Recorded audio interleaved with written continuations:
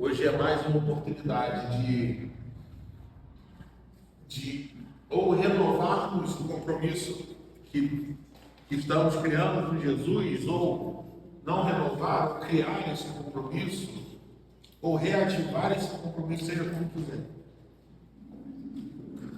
A única coisa que nós não podemos é ficar de fora disso. Não fique de fora disso. Seja um discípulo de Jesus.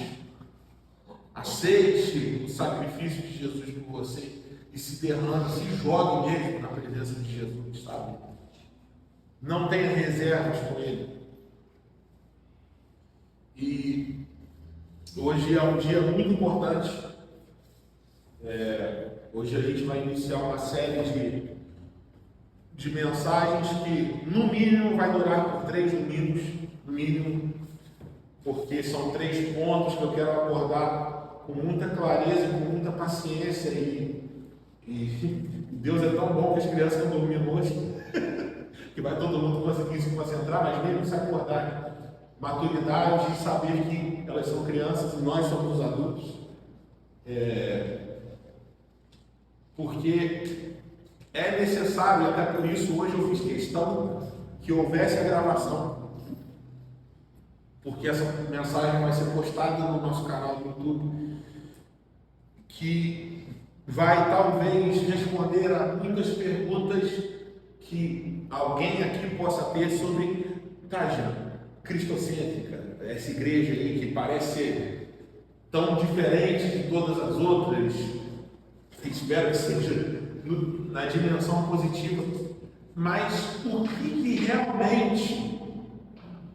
realmente expressa aquilo que nós pregamos, vivemos e tentamos ser?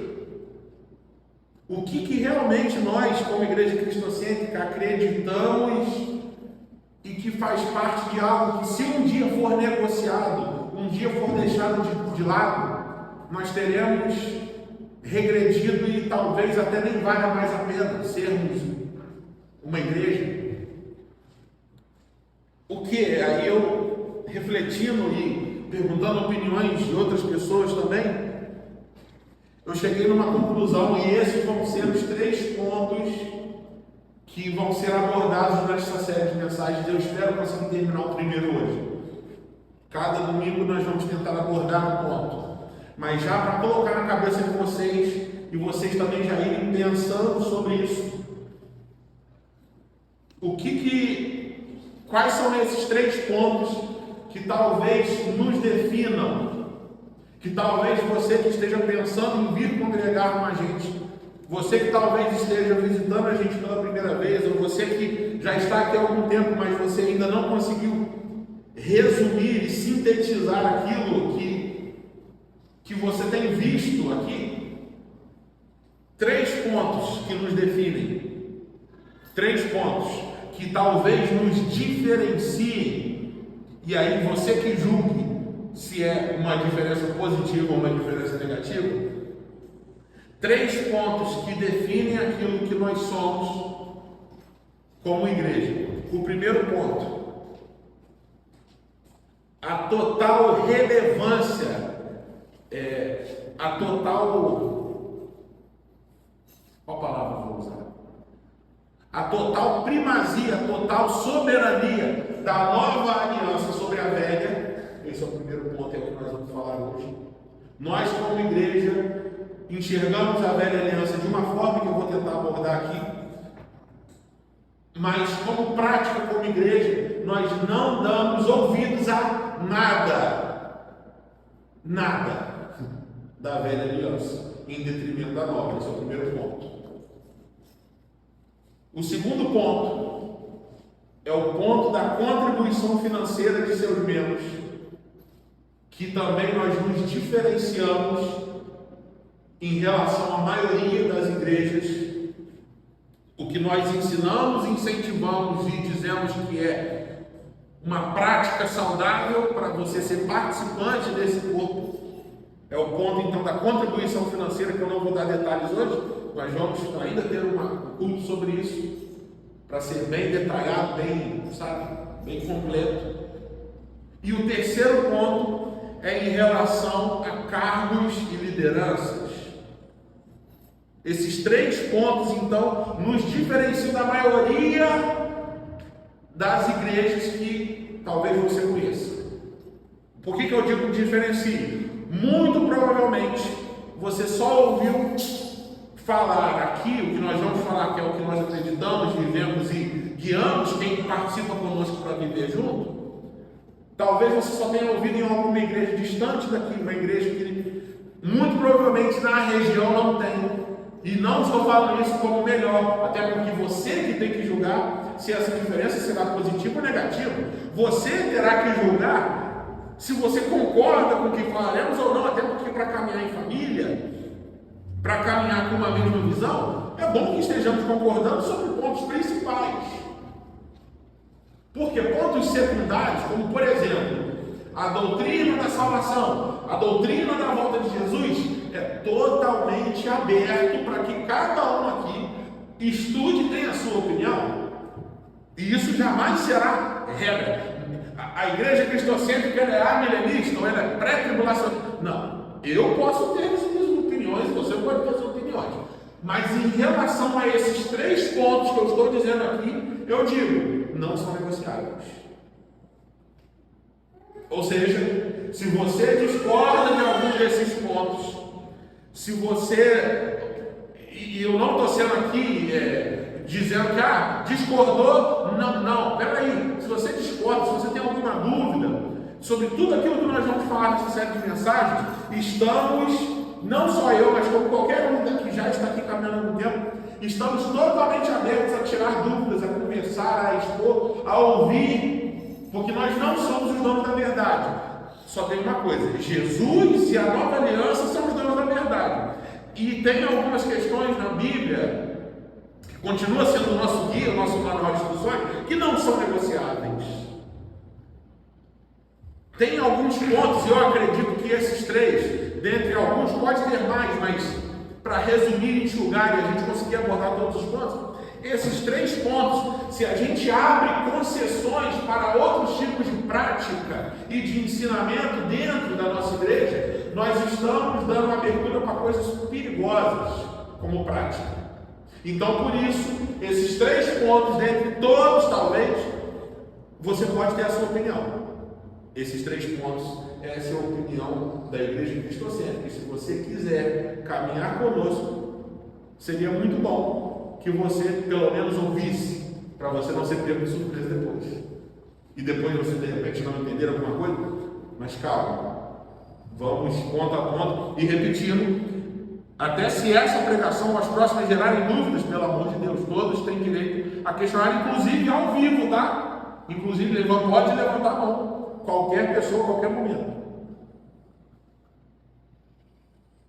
Eu vou fazer isso aqui, ó, para tirar a cobertura de quem ficar incomodando, né? Mentira, cara, eu faço isso. Vocês já olhando para cá. Então vamos lá. Olha só.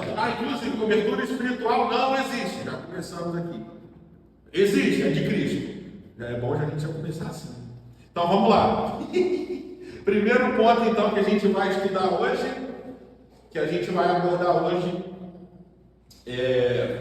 como desses 3 pontos. Então, relembrando esse ponto, mas lembrar o tempo todo que eu quero que fique chiclete na cabeça de vocês. Primeiro ponto, a nova aliança tem total primazia, total importância em detrimento da velha. Onde está a velha aliança em nossos corações e nessa igreja, nós vamos entender hoje aqui. E ela vai ficar quietinha nesse lugar, não vai querer fazer graça aqui. A gente vai entender o que isso significa. O segundo ponto, então, é em relação às contribuições financeiras, que não é o assunto de hoje.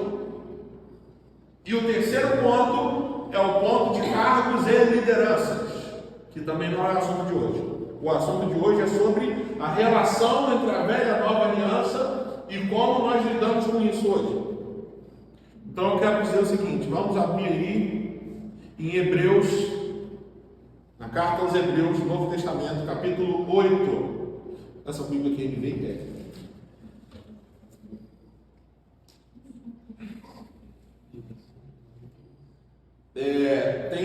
tem algumas passagens, até mais do que eu estou acostumado a trazer hoje, e é uma pregação um pouco diferente da que eu estou acostumado a fazer hoje, tá? Eu gosto de normalmente ir evoluindo o raciocínio sem pontos, mas hoje a gente vai falar em pontos, até para facilitar o entendimento e para quem for assistir depois.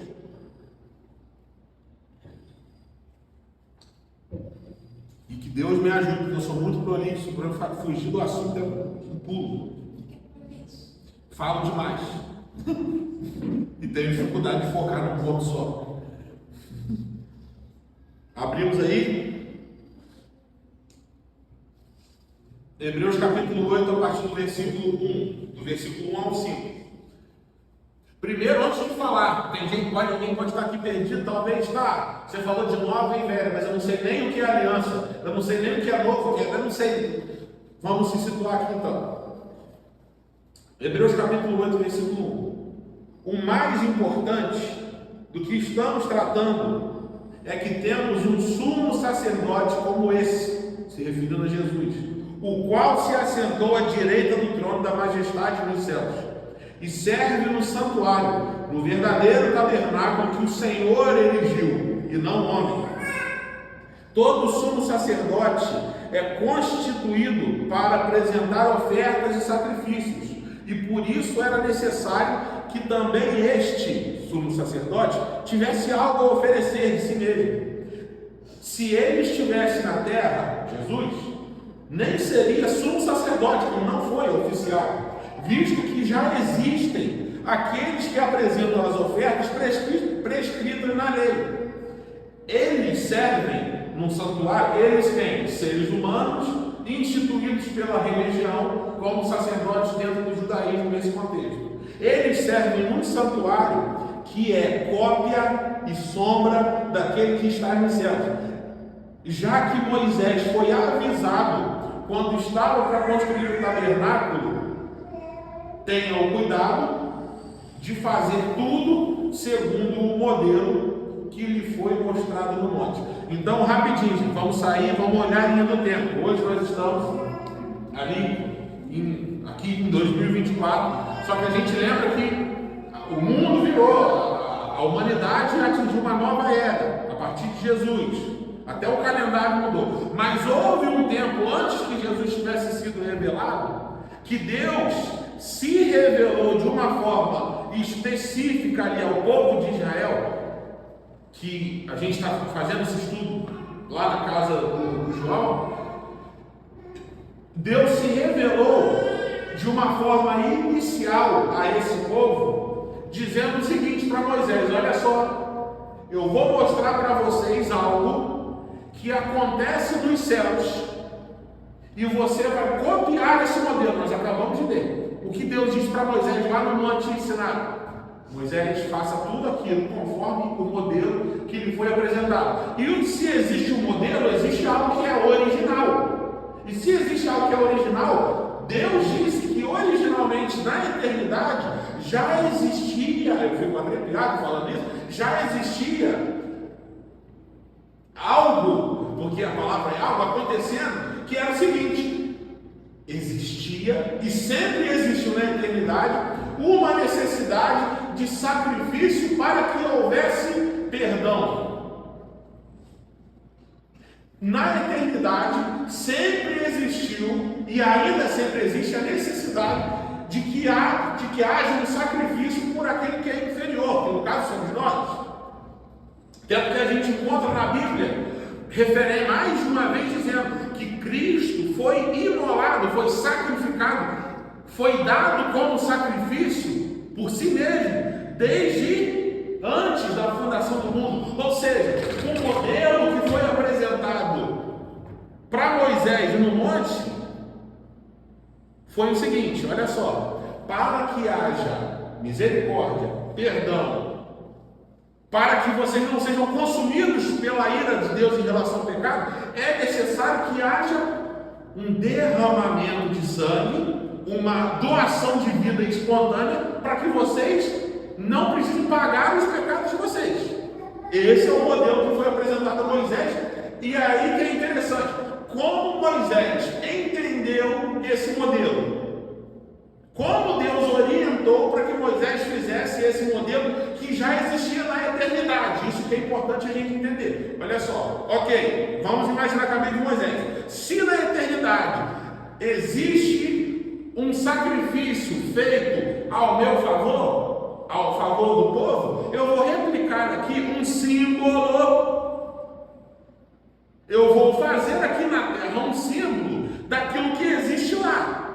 Moisés muito provavelmente teve algum vislumbre desse sacrifício do Cordeiro Eterno. Vocês estão comigo? Aí ele vendo aquele ali, ele falou, ok, vamos pensar no tabernáculo. Aí Moisés, na antiga aliança, fez o quê? Instituiu um modelo de tabernáculo, como nós lemos aqui, que funcionava da seguinte forma, e Moisés não tirou isso da cabeça. Moisés tirou isso do modelo que lhe foi apresentado. Estão comigo? Então vamos lá. Moisés então fez o quê? Ele instituiu o modelo de tabernáculo, desse santuário eterno na terra, para durar alguns 1000 anos, 2000 anos mais ou menos, que durou de Moisés até Jesus. Moisés então instituiu o tabernáculo humano, terreno, copiado desse modelo eterno, funcionava da seguinte forma: era necessário que um sumo sacerdote pegasse regularmente, frequentemente, algum cordeiro ou algum animal limpo, sem mácula, sem perfeito, e que aquele, coitadinho, animal fosse sacrificado continuamente perante a presença de Deus, para que houvesse um perdão liberado pelo povo. Por que Moisés instituiu esse modelo? Porque lhe foi apresentado um modelo pelo próprio Deus de algo que já acontecia na eternidade. Eu não estou dizendo aqui que há cordeirinhos no céu sendo sacrificados o tempo todo. Agora, alguma coisa foi apresentada a Moisés, e Moisés entendeu daquela forma e colocou como prática do povo judeu, certo? Então, a velha aliança basicamente funciona da seguinte forma: existe a necessidade do sacrifício e Deus se apresentou para Moisés e para aquele povo com base nesse modelo, e o povo foi o quê? Repetindo esse processo por vários anos, até que um novo modelo, e não somente um novo modelo, mas um modelo eterno, fosse revelado à humanidade. Na cabeça temos o quê? Cristo foi imolado em tempos eternos, desde antes da fundação do mundo. O que Cristo veio e foi ele que fez aqui na terra? Veio e se entregou por quem? Por nós. Mas isso era o que o povo judeu já fazia? Havia necessidade de um sacrifício em prol dos outros? O que Jesus veio fazer? Olha só, na eternidade aconteceu isso aqui. Eu, que sou Deus, me entrego por vocês, e foi isso que Moisés viu e tentou, na melhor das intenções, copiar esse modelo. Só que o modelo não era suficiente. Por quê? Porque sempre havia necessidade da repetição de sacrifícios. Só que quando Jesus chegou e mostrou o modelo, que na verdade foi o modelo que foi apresentado a Moisés no Monte Sinai, que é o quê? Deus se entregando para que houvesse até criação, gente. Isso é o que Moisés viu. Jesus na cruz é o modelo eterno que foi apresentado a Moisés. E que Moisés, na limitação da consciência dele, na limitação do entendimento dele, copiou e colocou como prática. Agora, o que a gente precisa entender? Tem tanta coisa para a gente falar disso, mas eu separei até o que a gente precisa levar em consideração sobre esses efeitos. Tá, entendi. Se a velha aliança era baseada no que Moisés deixou, no que ele viu como modelo, no que ele viu e contemplou como sombra, e Jesus, o representante, cadê a ceia? Jesus, o representante da nova aliança, e o sangue representa o seu sangue representa a nova aliança. O que está acontecendo, gente? Sabe qual é o problema nosso como igreja? É porque a gente não leva em consideração que Jesus é o fim da lei. Isso está escrito na Bíblia que nós lemos, mas nós ignoramos, e por estar nesse livro chamado Bíblia algumas coisas bem cabeludinhas, a gente acha que ainda a gente tem que tentar ficar encaixando em algum lugar, sabe? Por estar escrito nesse livro chamado Bíblia, essa Bíblia é bem masculina, como vocês podem ver, mas não é minha, isso a gente fica, a nossa cabeça não consegue captar. Às vezes, né, quando nos falta, às vezes, um entendimento mais profundo sobre como as coisas mudaram totalmente, não só mudaram. A questão que a gente precisa entender, gente, Moisés, na limitação da consciência dele, na limitação da época dele, ele fez o melhor que ele pôde. Foi mostrado a Moisés um exemplo, um modelo do que acontecia na eternidade. Jesus veio mostrar no seu corpo físico o quê? O que realmente acontecia. Que não eram animaizinhos, cordeirinhos sendo sacrificados. Não, era o próprio Deus sendo sacrificado, sendo imolado, se dando de graça por mim. E que Moisés representou com animais. Vocês estão comigo? Olha só. Então, o que a gente precisa entender para a gente avançar um passo nessa consciência? Tudo, e eu digo tudo, e tudo mais uma vez, tudo o que Moisés deixou como tradição, como ritual, como, sabe, como festa, as festas judaicas são muito interessantes, tudo que ele deixou como objetos, como, sabe, qualquer coisa que nós encontramos nessa lei, qualquer coisa que nós encontramos, não é porque às vezes a gente ouve e sabe, fica, cara, mas tá, qual que é a função disso para hoje? Eu digo, a função para hoje realmente não tem nenhuma. Mas então não foi Deus que deu, foi o diabo que fez, isso foi dado, Moisés tirou isso da cabeça? Não! O que a gente precisa entender é que a velha aliança somente faz mal para a gente nos dias de hoje, e Paulo avisou que faria mesmo, porque a gente fica tentando fazer remendos. Porque a gente fica tentando pegar da velha aliança o que nos interessa, o que a gente acha bonitinho, maneirinho, legalzinho, e fica tentando colocar na prática diária da igreja. A gente tem que entender, então talvez para a gente já responder essa pergunta que mata a nossa cabeça, e um irmão nosso que estava aqui há 2 minutos atrás, virou para isso e falou assim, velho, então vamos rasgar esse Velho Testamento aqui da Bíblia. Não, eu não estou dizendo para que você faça isso, eu estou dizendo para que você coloque a velha aliança no lugar onde ela tem que estar. E qual é esse lugar? Oi? Sombra. Tudo que está dito como prática, tradição, ritual, até os objetos, até as cores do que Deus disse a Moisés na velha aliança, são sombras, são projeções, mas que vêm do modelo original.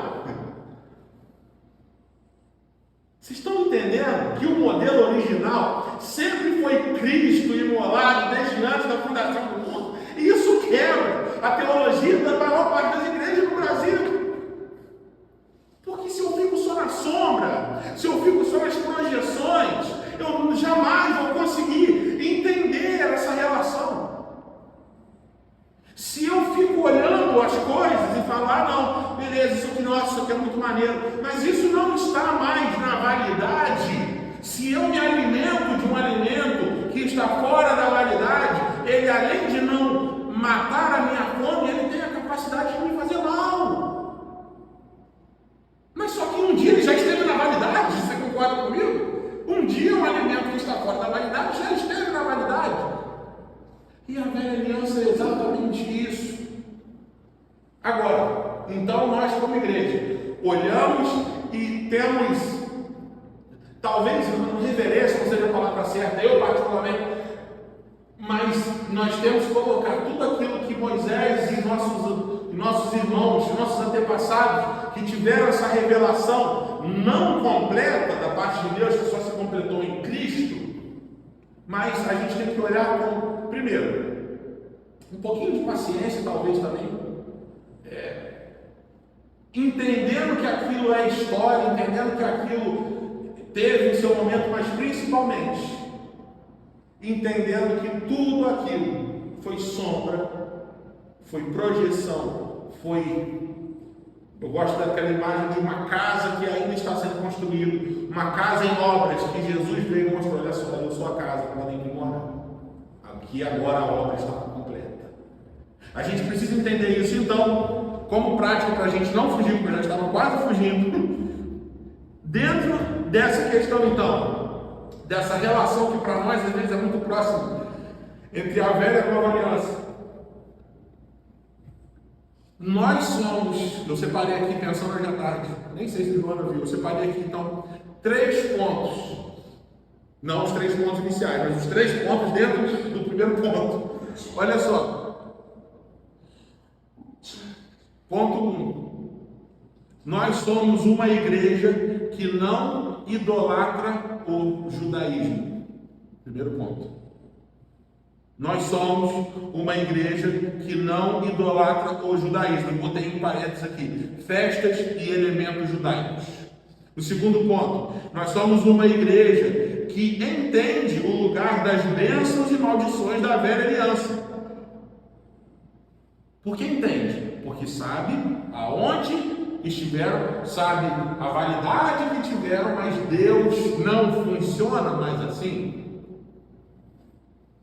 E terceiro, nós somos uma igreja que não precisa de sacerdotes e assume responsabilidades. Vamos repassar agora a partir do primeiro ponto. Primeiro ponto que eu coloquei aqui, dentro desse contexto em que velha e nova aliança que estamos falando hoje, se você quiser ser membro da igreja cristocêntrica e caminhar sem conflitos muito grandes, você precisa entender então, primeiro, esta igreja jamais terá a marquinha da aliança aqui em cima. E jamais entrarão carregando a arca da aliança por essa casa. Essa igreja não terá um pastor que usa um kippah, que é aquele chapéuzinho judeu, que tem muito pastor aí que está amando fazer isso. Essa igreja não terá ninguém tocando um chofar aqui em cima, apesar de que eu gosto do som de chofar, mas lugar de berrante eu não passo. Chama a boca aqui. Esta igreja não terá festas judaicas para comemorar, não ficar fazendo nós judeus. Nós não somos judeus, nós somos cristãos. Essa igreja não vai idolatrar a nação de Israel, até porque o Israel bíblico não é o Israel de hoje, e o Israel de hoje vacila muito. O Israel de hoje não é o anjinho que só faz coisas. Estudem sobre a geopolítica daquela região, que vocês vão entender o que eu estou querendo dizer. Essa igreja é uma igreja cristã, e os nossos amigos judeus, provavelmente a gente não conhece nenhum aqui. Alguém conhece algum judeu aqui? Eu não conheço. Você conhece? Aqui a gente é cristão. E o que eu quero dizer com isso?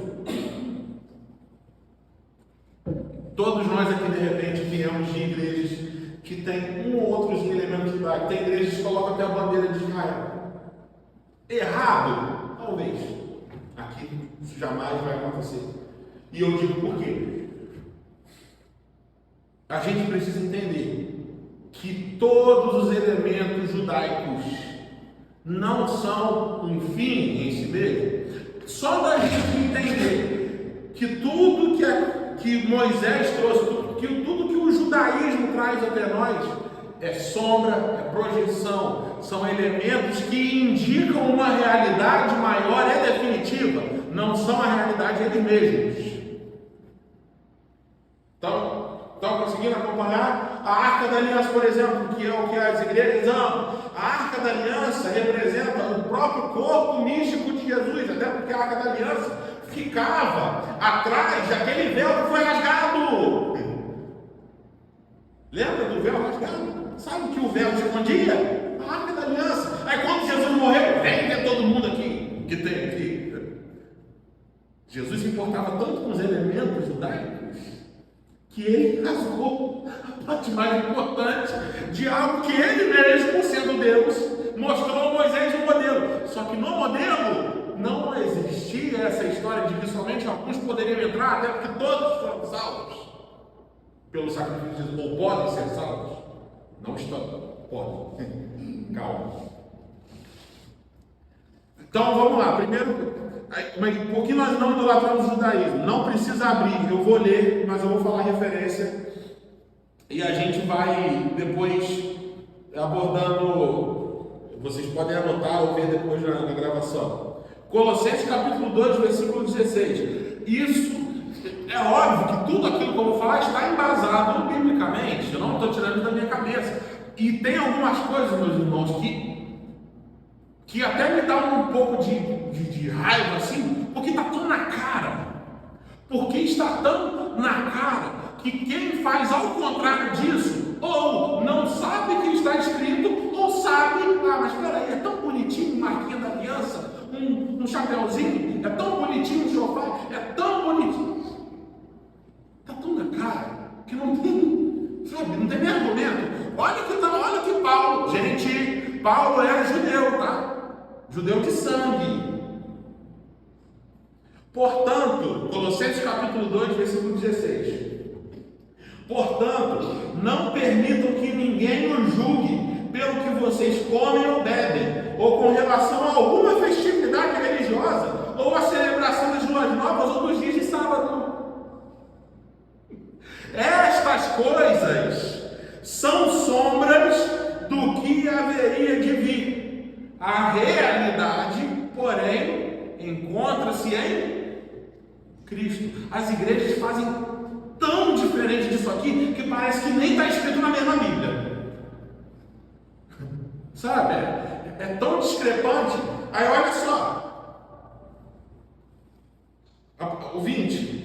Do 20 para frente, versículo 20. Já que vocês morreram com Cristo para os princípios elementares deste mundo, por que é que vocês, então, como se ainda pertencessem a ele, aos princípios elementares, se submetem a regras como não manuseie, não prove, não toque? Vocês já ouviram isso em algum lugar, gente? Isso está escrito na Bíblia, tá? Isso não é a Bíblia de Jean, isso não é a Bíblia cristocêntrica, é a Bíblia sagrada. Todas essas coisas estão destinadas a perecer pelo uso, pois se baseiam em mandamentos e ensinos humanos. Isso está escrito na Bíblia, eu juro que está escrito. E essas regras têm, de fato, aparência de sabedoria, com sua pretensa religiosidade, falsa humildade e severidade com o corpo, mas não tem valor algum para refrear os impulsos da carne. Meu Deus! Eu não preciso nem explicar o que está escrito aqui, porque já é tão explicativo, já é tão claro que se eu falar, eu vou atrapalhar o Paulo aqui. É isso aqui, é só isso, não tem nem o que falar. Sabe, é porque é muito claro que todos os elementos da cultura, e Paulo aqui, eu não estou encaixando esse texto em outro contexto. Paulo aqui está se referindo a cristãos naquele tempo que estavam tentando pegar elementos do judaísmo para ficar tentando encaixar com a prática cristã. E a igreja, isso por um certo tempo parou de acontecer. A reforma protestante nem lidou com esse assunto, mas isso começou a acontecer de novo há pouco tempo atrás. O pastor entrou na barra da bandeira de Israel. Como é que não, mas garrinha? Como é que não? Olhozinho da unção, gente! Vamos acordar, porque isso está tudo escrito. Aqui não tem adoração ao judaísmo. Amém? Passando para o primeiro ponto. Eu nem vou atrapalhar meu irmão Paulo aqui, porque isso aqui já está bem explicado. Colossenses capítulo 2, leia o capítulo inteiro para quem tiver alguma dúvida. Pega mais lá para mim.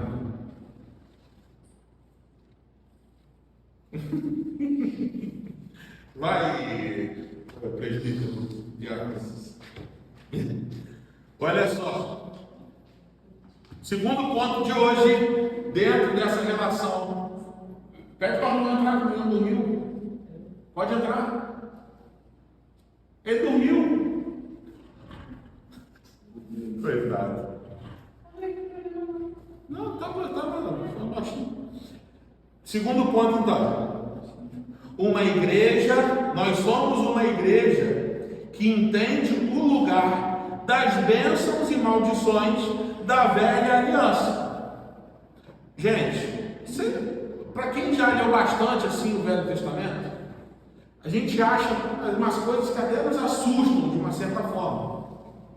Para quem não tem ainda uma profundidade grande no entendimento dessas questões, ler algumas maldições, Deus ameaçando, entre aspas, pessoas que não querem me servir, com tipo assim, olha só, se você não me obedecer, a sua família vai morrer, a sua colheita vai ser horrível, cara, vai dar tudo errado para você. Só que se você me servir bem, aí vai dar tudo certo para você. A gente encontra isso em Deuteronômio muito forte isso.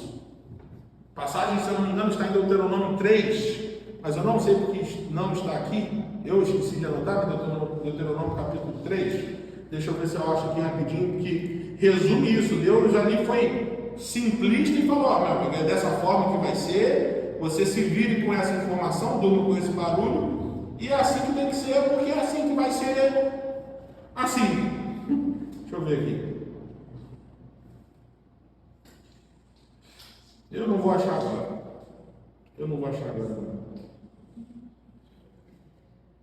Deve estar aí. Está ali em Deuteronômio. Depois eu mando lá no grupo. Olha só. Basicamente, dentre várias coisas que a gente pode achar, é o seguinte: Deus, a velha aliança, funcionava da seguinte forma: se o povo estava obedecendo, se o povo era santinho, era legal, era gente boa, não adorava outros deuses, seguia os 10 mandamentos direitinho, tudo estava dando certo. O povo ganhava guerras, o povo colhia, fazia colheitas maravilhosas, o povo crescia, enfim, tudo dava certo. Agora, quando o povo parava de fazer tudo certinho, parava de seguir a lei, parava de fazer as coisinhas direitinho assim, tudo dava errado. E o povo era tão burro que eles sabiam que era assim, e mesmo assim eles tinham épocas absurdas de desobediência. E o que acontecia nas épocas de desobediência? Tudo dava errado. Pessoa morria, guerra, tudo dava errado. A maldição estava solta quando havia desobediência. Aí, sabe o que muitos pastores e muitas pessoas que se dizem cristãs hoje em dia fazem? Peraí, alguém já viu aquele negócio de caixinha de promessa? Uma caixinha que tem um monte de folhetim. Você pega aquela caixinha de promessa. Eu aposto com você que você, de 100 promessinhas que tiver ali, 99 serão de passagens relacionadas ao Antigo Testamento. Eu aposto com você. Você pegar, vai ter lá Salmos, eu farei te levantar sobre isso e aquilo. Vai ter pegar lá Malaquias, eu encherei os seus celeiros. Aí a pessoa, gente, na minha época tinha um negócio assim, a pessoa, qual que é a promessa de hoje que Deus me fez? Aí pegava a promessinha, Deus encherá os meus celeiros, de forma que eu nem conseguirei contar. Ai, Senhor, eu te amo tanto, porque você enche os meus celeiros.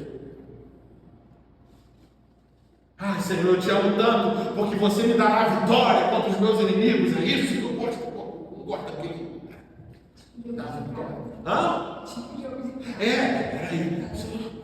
Qual promessa hoje? Ano passado, Deus me pegava, o Senhor te exaltará. É isso que eu preciso de uma exaltação. Eu preciso, Pai, eu preciso de mulher. Eu gosto disso. Aí vai mexendo no ego da pessoa e a pessoa lá, mas olha só, Se foi Deus que me prometeu, é porque não tem nada de ruim nisso. Se foi Deus que me prometeu, porque me viu passar na prova e não me ajudou, que me viu na bênção vai se arrepender. Foi Deus que falou, então ele que se vira, porque foi ele que falou, né? Se foi ele que falou, eu estou tranquilo. Eu posso odiar meu irmão, eu posso querer vingança contra ele, eu posso ser a pessoa mais fofoqueira do meu trabalho, da minha casa.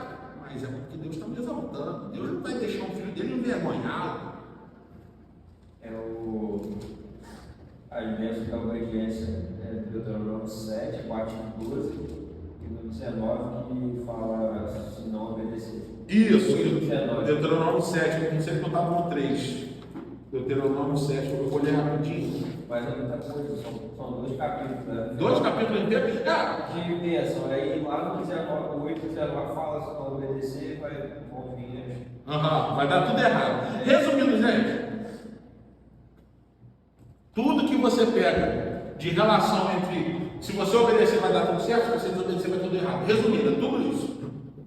O que Deus fala para as pessoas nesse contexto? Oi? O que realmente Deus fala para as pessoas nesse contexto? É isso. Deus, na velha aliança, se relacionava com o povo de Israel dessa forma. A gente vai entender o porquê. Na verdade, você já sabe também. Você só vai lembrar. Por que Deus se relacionava com o povo de Israel dessa forma? E talvez a pergunta do milhão é a seguinte: por que não é mais assim hoje?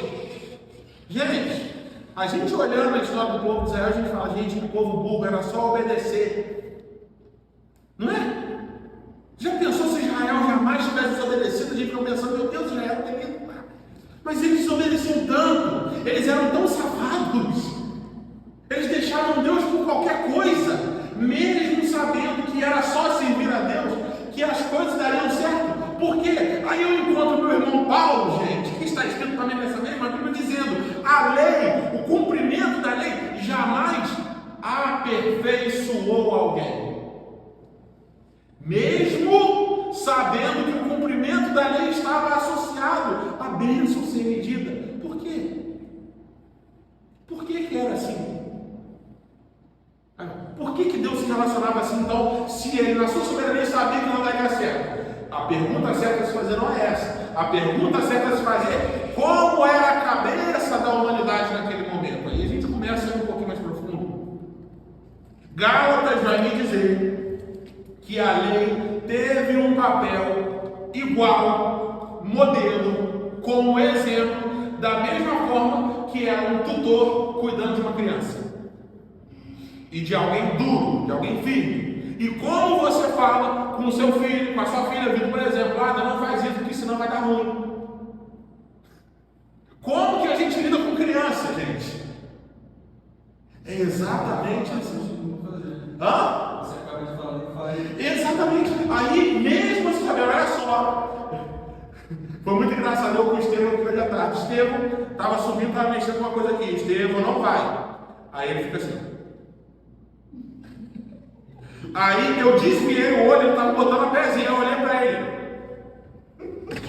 Devagarzinho. Por quê? A criança não está nem para as consequências, ela só quer fazer o que ela quer fazer. E não adianta você chegar e falar que vai dar ruim, porque a criança vai testar se dá ruim. É assim que a mente humana funciona. Então por que Deus fez assim dessa forma? Porque naquele tempo era o melhor que a humanidade conseguiria receber, talvez. Eu não consigo imaginar uma pregação tão profunda mentalmente como foi a de Jesus num tempo como aquele do Egito, com Moisés. Não dá. A humanidade não estava preparada, Natan, para receber aquela profundidade daquela mensagem. Naquele tempo, os seres humanos, a nossa raça, só conseguia entender a linguagem do dente por dente, olho por olho. E Deus, criando a humanidade, sempre soube que nós somos assim. E aos trancos e barrancos, mesmo com toda a desobediência, meus irmãos, a gente chega de Moisés até Jesus, e os judeus, mesmo sendo um povo extremamente rebelde, chega com a lei totalmente preservada. chega com cada ponto, cada vírgula da lei totalmente preservada. Por quê? Porque eles receberam de Deus e colocaram aquilo. Olha só, esse aqui é o meu guia, é o meu tutor, eu que me vire. O problema é que essa lei que eles receberam, Paulo diz que jamais aperfeiçoou alguém, e o que era santo produziu morte. Não porque a lei era ruim, porque a lei é santa por e boa, mas os seres humanos não valiam nada e continuam não valendo. E por regras, por ameaças de maldições, de bênçãos, jamais alguém consegue dizer sinceramente para Jesus: eu te amo. Não dá. A gente não chega nesse tipo de coisa. Jesus pode vir, aparecer na sua frente e falar: eu te dou um carro, uma casa de servir. Ok, você recebe, você vai ignorar ele. Porque é assim que nós somos. Isso não é um problema de Deus, isso é um problema nosso. E a gente precisa entender que quando a gente tenta ficar pegando essas promessas de bênçãos ou ameaças de maldições da velha aliança, eu estou pervertendo o evangelho que me diz que não é mais assim que as coisas funcionam. Por quê? Primeiro, porque a mente humana evoluiu, e segundo, porque a aliança também evoluiu. Não é mais assim. Simplesmente não é mais assim. E o exemplo que todos nós conhecemos, e que até é um texto básico que nós vamos usar para o segundo ponto, que é em relação às contribuições financeiras, e que todo mundo conhece, é aquele famoso de Malaquias. Senhor, como podemos te roubar? Vocês me roubam nos dízimos e nas ofertas. Bom, deixa eu ler aqui rapidinho, Malaquias 3, porque é rápido, não precisa abrir. Eu só quero contextualizar para a gente entender um dos exemplos de bênçãos e maldições prometidas com base em cumprimento ou não cumprimento de obrigações, que não é mais assim que funciona. Malaquias 3. Olha só. Malaquias 3, versículo 8. Pode um homem roubar de Deus? Contudo, vocês estão me roubando. E ainda perguntam: como é que te roubamos, Senhor? E o Senhor responde: nos dízimos e nas ofertas. Vocês estão debaixo de grande maldição, porque estão me roubando. A nação toda está me roubando. Tragam o dízimo todo ao depósito do templo, para que haja alimento em minha casa. Ponham-me à prova. Isso aqui está sempre na caixinha de promessa. Ponham-me à prova, diz o Senhor dos Exércitos, e vejam se eu não vou abrir as comportas dos céus e derramar sobre vocês tanta coisa, tanta bênção, que nem terão de guardá-las. Impedirei que as pragas devorem suas colheitas, e as videiras nos campos não perderão seu fruto, diz o Senhor dos Exércitos. Aqui que entra o tal devorador, que era praga, não é demônio. Aí sabe o que acontece? Usando a Bíblia, muitos pastores chegam e falam, como eu já vi: olha só, vocês lembram que tem na Bíblia um negócio de que ladrão não vai herdar o reino dos céus? Lembra? Lembra. Mas então, meus irmãos, na Bíblia está escrito que a gente rouba a Deus quando a gente não entrega o nosso dízimo. Se você está roubando, você é ladrão. Se você é ladrão, você não herda o reino dos céus. Ou seja, se você não der o dízimo, você vai para o inferno. Vocês estão achando que é brincadeira? Pesquisa lá. Pesquisa que você errou, o vídeo está aí rodando. E tudo usando a Bíblia. Tudo usando o nosso livro, tá? É fácil demais eu tirar qualquer coisa do povo. Se eu consigo, pela minha ou ignorância, e mais uma vez eu digo, eu espero que muita coisa que a gente vê por aí seja só ignorância, porque se o Senhor dos Exércitos achar maldade no coração desses homens, misericórdia. Misericórdia. Então, eu espero que realmente muitas coisas que nós passamos, vemos, ouvimos, seja somente por ignorância, porque se há vontade de manipulação, se há vontade de amedrontamento consciente, se há vontade de perverter o Evangelho do Senhor, Paulo diz: amaldiçoem esse esterco, porque ele está pervertendo a nova aliança, está manchando o sangue de Cristo. Então, que seja por ignorância. Que seja por ignorância.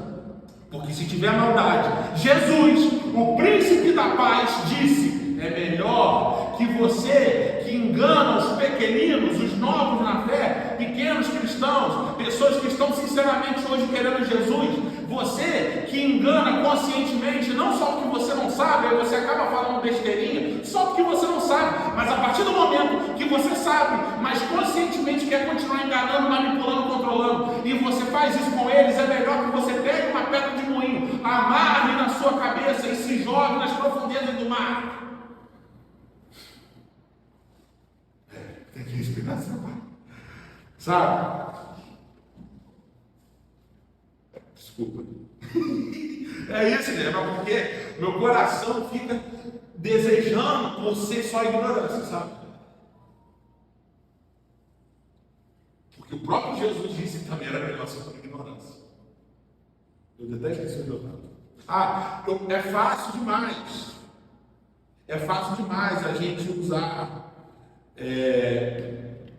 qualquer coisa que a gente encontra aí da velha aliança nesse contexto. Mas por que aqui, se um dia você vê algo disso acontecendo, é melhor que você abra a porta dessa igreja e saia falando que eu me endoidei, e saia falando que essa igreja aqui, que pena, começou tão bem, mas é só mais uma, saia. Porque a velha aliança não tem contexto para ser aplicada nos dias de hoje. Nós entendemos então o quê? Que tudo isso que às vezes nos choca hoje, essas coisas de maldição, disso, daquilo, foram métodos de controle de comportamento da parte de Deus com o povo de Israel. E somente com o povo de Israel. Até porque a gente encontra em alguns dos salmos de Davi, ele falando o quê? Senhor, por que o ímpio está prosperando?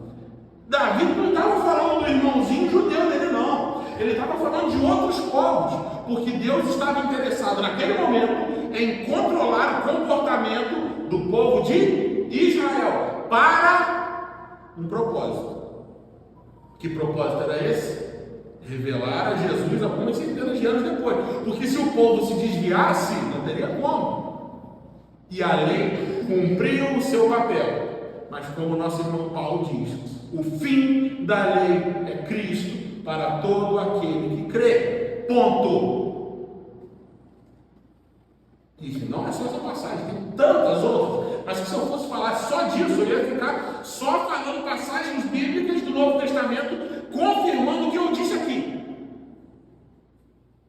E esse aí é o nosso papel. Eu não consigo falar tudo. Então, em casa, se tem alguma coisa surgindo na sua cabeça, e eu estou sentindo que eu estou igual um chafariz, só aí o Espírito continue me guiando, continue e faça o seu papel. Não seja ignorante. Não acredite só nas coisas que eu estou falando aqui. Pelo amor de Deus, não dependa de mim. Eu dependo de Jesus.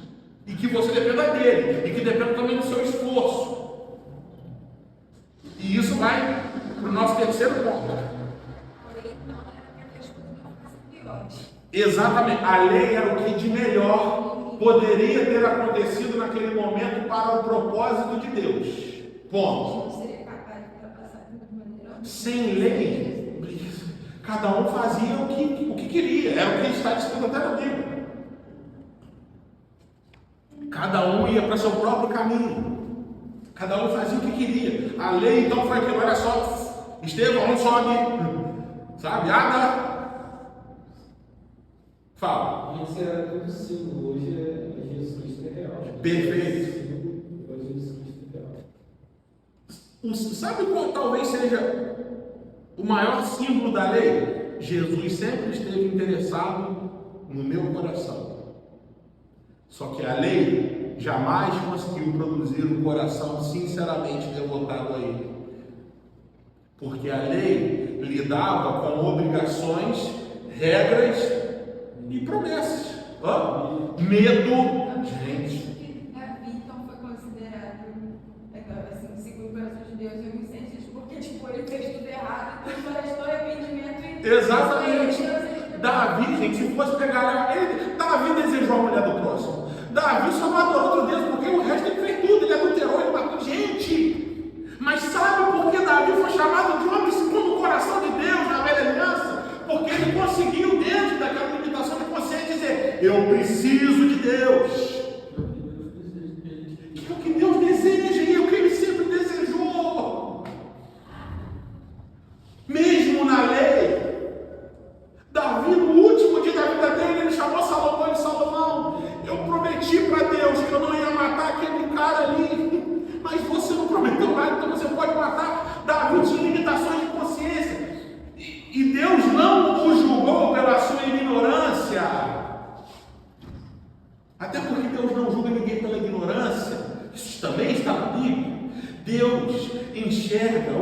coração que realmente o quer, seja em qual época esteja. E qual é a notícia para a gente hoje? A notícia para a gente hoje é a seguinte: olha só, nós somos muito mais, ou a nossa responsabilidade aumenta muito mais do que a responsabilidade daquele povo lá. Por quê? Porque eles, segundo Hebreus, não tiveram a luz que nós tivemos. Nós vivemos em 2024 depois de Cristo. Eles não tiveram a Cristo, eles tiveram laços, impressões, eles tiveram páginas assim, mas a completude eu tive, você teve. E Jesus leva esse ponto tão a sério que ele chega e diz: gente, agora já até avançou, são 9 horas, eu vou falar o último ponto rapidinho. E Jesus chegou a um ponto tão grave que ele disse o quê? Olha só, lembra? Sodoma e Gomorra, as cidades que eu mandei fogo dos céus para destruir, essas cidades se levantarão contra vocês no dia do juízo final e julgarão vocês. Por quê? Porque eles não tiveram a luz que vocês tiveram. Sabe? Eles não tiveram a luz que vocês tiveram. Isso aumenta a nossa responsabilidade mais. E eu não preciso te ameaçar de maldição. Eu não preciso te prometer bênçãos para você servir a Deus. Até porque se eu fizer isso, eu estarei repetindo um modelo que Paulo disse que jamais produziu vida. Ou seja, o que nós precisamos entender é que o juízo de Deus hoje, se você quiser ser um safado, duas caras, se você quiser ser um adúltero, se você quiser ser aquela pessoa que você olha e fala: rapaz, esse cara não vale nada, Jesus não vai te matar. Sabe o que Paulo diz que Deus faz com quem escolhe conscientemente esse tipo de vida? Ele só deixa. Vai, meu filho, faz aí. Quer ser maluco? Quer ser doido? Quer ser duas caras? Quer ser... Vai. Esse é o juízo de Deus. Porque na velha aliança, o que Deus fazia com um safado e duas caras? Puxava a corda. Não, você não vai não.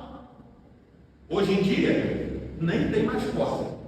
Cada um faz o que quer. Só que Paulo diz assim: então, já que não tem mais maldição, se você acha que pelo fato de não ter mais juízos e maldições diretas pelo seu estilo de vida horrível que você decide levar, você se anima em pecar mais, Paulo diz que isso revela o seu coração. E um coração dessa forma não pode errar no reino dos céus.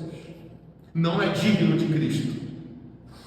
É simples assim. Essa é a lógica da nova aliança. Então entendemos esse ponto. E peço perdão se eu me exaltei muito. Vamos agora para o último ponto antes da gente terminar aqui. Então, o primeiro aspecto que a gente abordou hoje em relação à velha e à nova aliança é uma igreja que não idolatra o judaísmo. Nós somos uma igreja que não idolatra nenhum aspecto do judaísmo. O segundo aspecto, nós somos uma igreja que entende, que é o que nós acabamos de falar. Nós somos uma igreja que entende o lugar das bênçãos e maldições da velha aliança. E qual lugar era esse? Controle de comportamento para aquele povo, não para nós. Terceiro ponto, então, e último ponto: nós somos uma igreja que não precisa de sacerdotes e assume cada um as suas responsabilidades. E rapidamente, então, lembra que eu falei desse modelo? Lembra que eu falei desse modelo que foi apresentado a Moisés no monte, e ele replicou o modelo para aquele tempo, para aquela hora, daquela forma. Existia então o que na velha aliança? Existiam os funcionários do templo, os sacerdotes, que faziam os serviços para um sumo sacerdote, que era a maior autoridade dentro desse tabernáculo. E esse pessoal, na pessoa do sumo sacerdote, eles eram responsáveis por esse serviço de quê? De pegar o animalzinho, levá-lo até a hora de sacrifício e sacrificá-lo para que Deus perdoasse o pecado, não só deles, como o pecado do povo. Certo? Ou seja, entre o povão E Deus tinha o quê? Pessoas responsáveis para fazer esse serviço de sacrifício, certo? Isso é velha aliança. Na nova aliança, simplesmente, como funciona, meus irmãos, olhando assim de longe, para a gente se aprofundar rápido, prometo que já está acabando. Funciona da seguinte forma: quem já ouviu aquela frase? Pois só há um mediador entre Deus e os homens, Jesus Cristo, o homem. Sabe essa passagem? Essa história significa o quê? Lembra que existiam os funcionários do templo responsáveis pelo sacrifício a Deus para que Deus perdoasse o povo? Ou seja, existiam pessoas responsáveis nessa ponte entre o povo e Deus para que o sacrifício chegasse a Deus. E que, outra coisa muito importante, dentro desse templo onde tinham esses funcionários, existia um lugar onde somente o sumo sacerdote poderia entrar, que representava o lugar máximo da presença de Deus, que era onde estava a Arca da Aliança, atrás do véu, que foi o mesmo véu que Jesus rasgou, tinha esse lugar, e somente o sumo sacerdote poderia entrar uma vez por ano, e se ele tivesse com um pecadinho, gente, se ele olhasse para o lado um pouquinho antes de entrar, visse uma mulher bonita e desejasse no coração, ele morria ali dentro. Era nesse nível, isso não era aliança. Na nova aliança, o que acontece? Jesus se apresenta como esse sumo sacerdote que na verdade ele sempre foi. Por quê? Jesus Cristo homem é a representação desse sumo sacerdote que faz a ponte entre Deus e os homens. Ou seja, todo aquele contexto sacerdotal e que carregava suposta autoridade vindo da parte de Deus, se tornaram a partir daquele momento desnecessários. Por quê? Porque houve o eterno, o que não havia necessidade de outro, aquele que vive para sempre, como nós vamos ler aqui, e que na verdade sempre esteve na presença do Pai, mas ele se revelou e disse: tudo aquilo que vocês fizeram repetidamente por anos e anos e anos e anos e anos e anos, agora está completo em mim. O que Moisés viu e tentou repetir o modelo para que vocês olhassem para o modelo real quando viesse, entendessem e crescem. Sou eu que Moisés viu naquele monte, pois sou eu que me apresento não somente como o sumo sacerdote, mas como o próprio sacrifício perfeito. Glórias a Deus por isso. Sabe? Por que então existe esse aspecto aqui? Se existia a necessidade de sacerdotes para o povo, hoje em dia não existe mais a necessidade de sacerdotes para o povo, até porque aquele que pega esse título para si e diz: eu sou o sumo sacerdote, aquele que os nossos primeiros cristãos, nossos primeiros irmãos lá viram e enxergaram nele a completude desse modelo que Moisés tentou copiar. Olha só isso aqui, gente. Isso eu vou pedir para que vocês abram para que a gente leia junto. E é mais uma daquelas passagens. É mais uma daquelas passagens que é tão claro, tão óbvio, que nem parece que está escrito na Bíblia, de tanta maluquice que a gente acha contra isso aqui. Tem igreja que tem sacerdote que perdoa o pecado. Tem igreja que você perdoa, sabe? Ah, não, esse aqui eu não posso perdoar. Vitor está mexendo com o meu coração, está vendo aí, né? Ele está mexendo, É preciso respirar. Gente, na igreja, o que? Hebreus capítulo, vamos lá. Hebreus capítulo 7, a partir do versículo 21. Hebreus capítulo 7, a partir do versículo 21.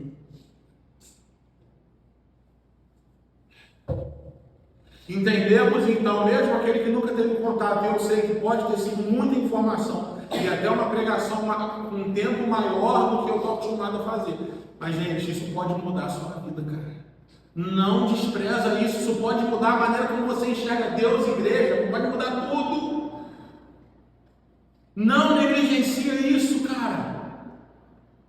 Hebreus capítulo 7, a partir do versículo 21. Entendendo, botando na cabeça como era e como é hoje com Jesus. Olha o que Hebreus fala sobre Jesus. Mas Jesus se tornou um sacerdote com juramento, quando Deus lhe disse: o Senhor jurou e não se arrependerá. Tu és sacerdote para sempre. O sacerdócio na velha aliança funcionava de uma forma rotativa, temporária, até porque as pessoas, você sabia que as pessoas também morriam naquela época? Também morriam. Jesus tornou-se, por isso mesmo, a garantia de uma aliança superior. Ora, daqueles sacerdotes lá atrás, tem havido muitos, porque a morte os impede de continuar em seu ofício, mas visto que vive para sempre, Jesus tem um sacerdócio permanente, gente.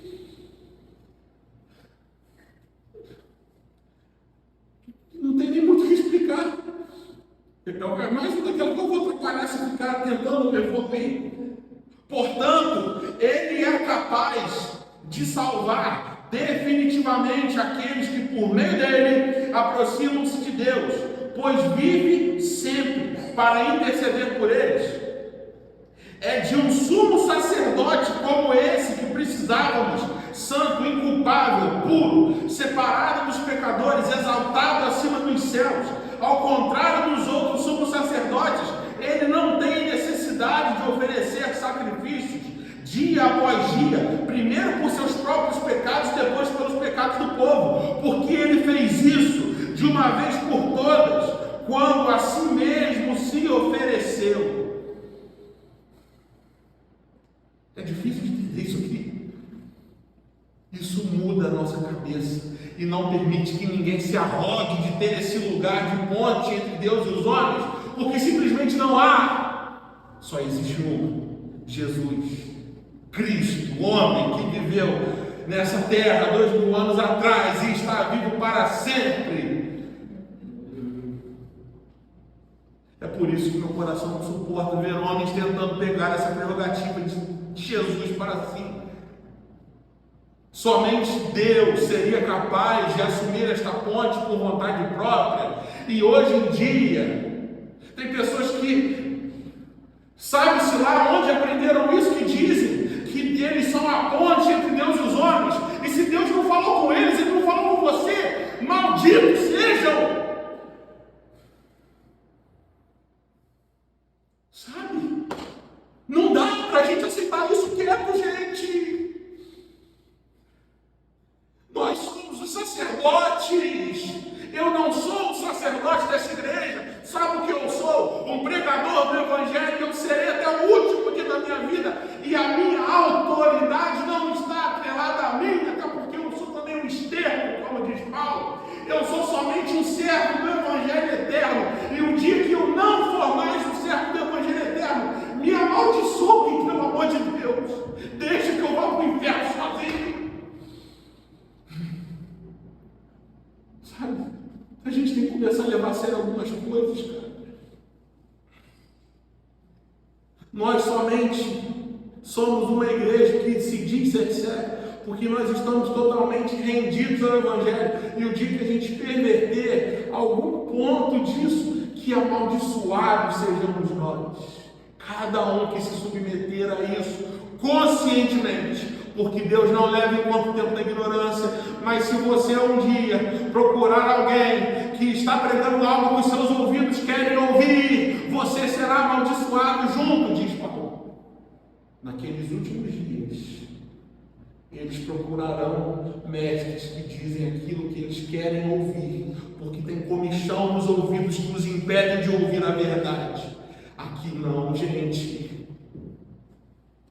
Aqui não, eu não quero pregar o que eu quero ouvir, eu quero falar, eu quero ser servo, eu quero ser acorrentado por esse Evangelho glorioso até o último dia da minha vida. E eu quero olhar para Natão, quero olhar para Rian, quero olhar para Biel, quero olhar para Lucas, que vocês estejam acorrentados, escravos desse Evangelho, desse Cristo, sumo sacerdote eterno e vivo para sempre, até o último dia da minha vida. Se a gente começar a querer falar que a gente recebeu alguma coisa que não seja somente o Evangelho, malditos sejam nós. Nem sei se fala assim. Sabe? Eu sou um escravo do Senhor e do seu plano. E isso que vai me fazer ser conhecido do meu Pai. E naquele dia Jesus vai olhar para mim, eu quero que ele olhe para mim e diga: eu te conheço. Sabe? Eu te conheço. Porque vai ter pessoas que vão chegar lá cheios de milagres, cheios de maravilhas, para apresentar a Jesus: Senhor, em teu nome nós expulsamos demônios, fizemos sinais e maravilhas, e mesmo assim Jesus vai dizer: eu não vos conheço, cara. Jesus só conhece aqueles que estão presos ao seu Evangelho, à sua mensagem, e não pervertem a nova aliança em detrimento dos seus próprios interesses, em qualquer outro lugar, até na Bíblia. Esse dia eu fui na selva e falaram que a gente deveria ir para a rua, obedecer, cobrir os pobres, alimentar os pobres, né? Aí a única coisa que eu disse: não adianta nada se for só por obediência, se não tiver a graça de Cristo. Se não for por... Não adianta nada. Não adianta nada. Os fariseus eram perfeitos no cumprimento da lei. E Jesus, conhecendo o coração deles, porque a lei de Moisés também não é só atrocidade, não. Tinha muita coisa legal sobre o cuidado do pobre, da viúva, tinha muita coisa legal. Os fariseus faziam isso. Mas Jesus chegou para ele: vocês não valem nada. Vocês por fora são lindinhos, bonitinhos, mas por dentro tem cadáver aí. Está fedorento aí dentro. Porque a lei jamais foi capaz de aperfeiçoar ninguém. Mas só Cristo pode aperfeiçoar um coração, gente.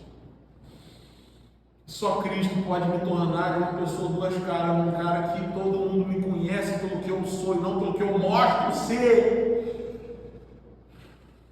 É só Cristo que tem essa capacidade. Quando eu entendo da onde Ele me tirou e Ele não me prometeu nada, muito pelo contrário, Jesus disse que o negócio ia apertar, falando: o Filho do Homem não tem nem onde reclinar a cabeça. Você quer me seguir? Eu não estou te prometendo nada, cara. Por que você quer me seguir se eu não tenho nem para onde dormir? Se eu não te prometi casa, nem carro, nem dinheiro, eu não te prometi nada. Que o meu coração esteja apaixonado por Ele, cara, todo dia. Porque se não for por isso, eu estou vivendo com base na velha aliança que não pode aperfeiçoar o meu coração, que não pode aperfeiçoar a minha vida, não pode me tornar um homem melhor, uma pessoa melhor, de caráter, responsável, confiável.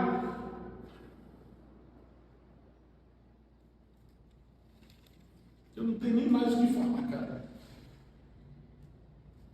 Mas a Igreja Cristo Assento quer isso. Julgue se isso é positivo ou negativo para você. Você não vai achar muita coisa diferente disso.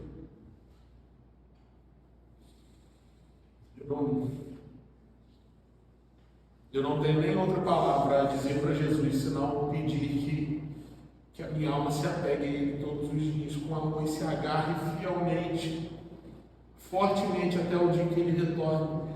A minha alma está presa a Ti, sempre, sempre, sempre. E que esse seja o desejo do seu coração também.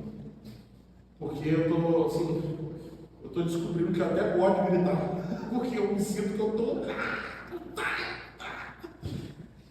E eu consigo falar, talvez, de uma forma mais sincera: desculpa se o meu grito está te incomodando, provavelmente não tem nem como piorar mais, mas a gente daqui a pouco está indo para um lugar mais melhor, aí não vai doer tanto no ouvido. Mais melhor.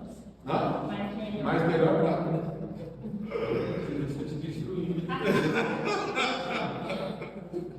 Sabe? E é simples assim. Só que só vai ser assim se você quiser. Se você não quiser, eu vou ficar muito triste. Mas eu vou continuar te amando. Eu juro que eu vou continuar te amando. Mas vem viver, sabe? Vem viver. Não descola da gente. Não descola. Sabe? Eu te amo. Eu te amo. Vamos caminhar com a gente nisso, sabe? Gabi, estou muito feliz que você veio. Você deve estar até assustado comigo. Olha aquele menino que fica brincando, mexendo com o ar. Eu sou isso aqui, de verdade no coração, eu sou isso aqui. Estou explodindo de amor por Jesus. Sabe?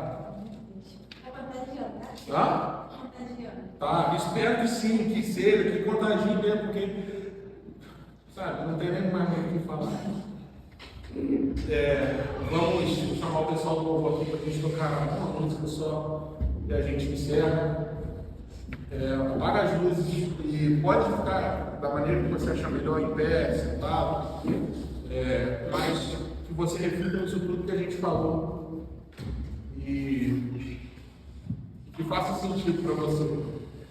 Que você viva com base nisso, se entregue, porque é só isso, é só se entregar, não tem outro caminho.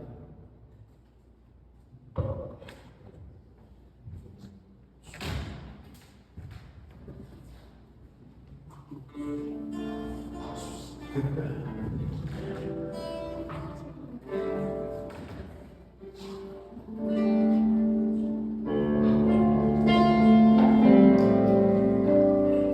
que podemos fazer nesse momento é nos entregarmos a essa verdade, é só isso que queremos. E o resto o Espírito se encarrega de fazer.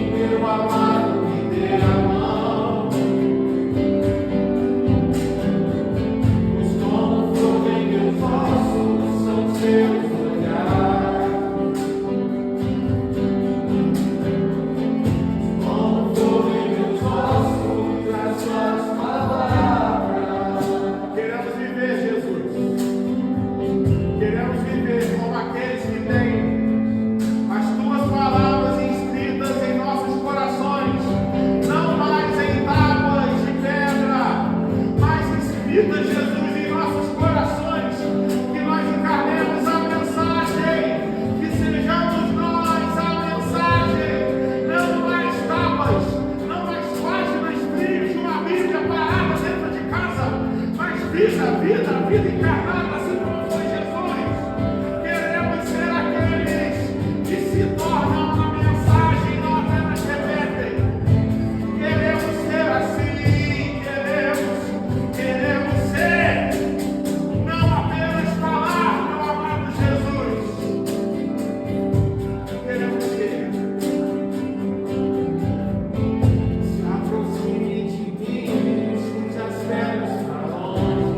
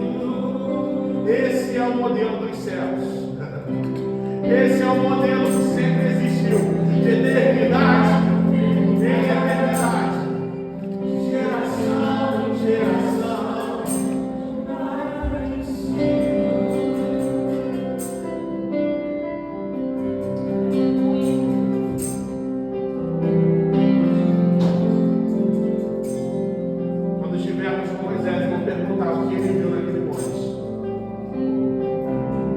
Quando estivermos com Moisés, eu vou perguntar. Eu também explicar a Moisés o que você viu quando Deus te apresentou o modelo do santuário. Porque Hebreus já tem questões. Imagina Moisés vendo Jesus entrando na sala, pronto.